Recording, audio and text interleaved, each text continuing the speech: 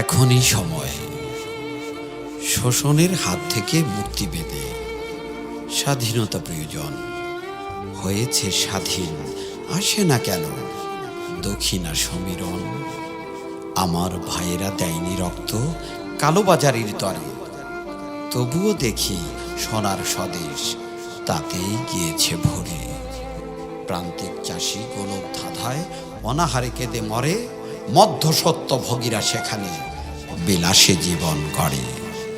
দুর্নীতিবাজ সমাজপতি, নীতিবান সব বোবা, সত্যের পথে পাগল বলে অন্যায় বাহবা।